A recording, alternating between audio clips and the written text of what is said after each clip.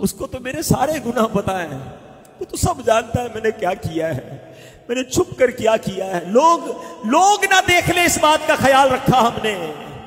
یہ نہ سوچا کہ دروازہ بند کر کے، لائٹ آف کر کے میں جو بھی کر رہا ہوں وہ رب دیکھ رہا ہے، مگر نہ اس نے رزق روکا، نہ اس نے سانس روکی، نہ میری عزت پامال کی۔ ارے ہوتا تو یہ کہ بندہ رات کو گناہ کرتا، صبح اٹھتا چہرہ کالا ہو جاتا، لوگوں کو پتہ چل جاتا اس مردود نے رات کو رب کی نافرمانی کی ہے۔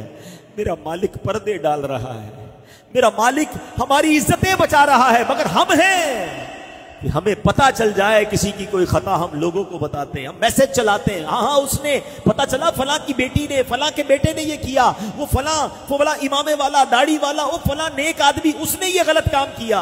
ارے اس نے تو غلطی کر لی، مگر تم کیا کر رہے ہو؟ ذلیل کرتے ہیں لوگ، یاد رکھتے ہیں۔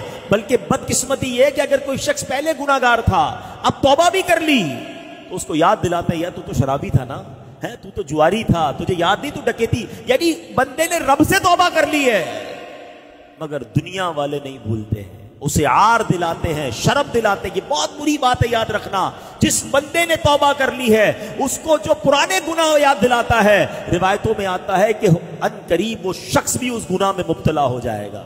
کسی کے عیب اچھال رہے ہو، یاد رکھنا جو کسی کے عیب کھولتا ہے، روایتوں میں آتا ہے اللہ اس کے عیب کھول دیتا ہے۔ پتہ چل بھی جائے نا کہ کسی نے کوئی خطا کی ہے، بندہ بھول جائے، آنکھیں بند کر لے، بلکہ ڈرے کہ اس کا عیب تو مجھے پتہ چل گیا، اگر میرا عیب سب کو پتہ چل گیا تو کیا ہوگا؟ مجھ سے بڑا کوئی گناہگار ہے؟ یاد رکھو جو کسی کے عیب کھولتا ہے اللہ اس کے عیب کھول دیتا ہے، اور جو کسی کے عیب چھپاتا ہے اللہ اس کے بھی عیب چھپا دیتا ہے۔ تو زندگی میں کبھی کسی کا عیب نہیں کھولنا ہے۔ میرے رب کی شان دیکھو نا کہ وہ بندوں کے عیب چھپائے ہوئے ہے، ستار ہے، سب پتہ ہے اسے، کہ ایک بار سچے دل سے بندہ پکار لے اللہ اس کے سارے گناہ معاف فرما دیتا ہے۔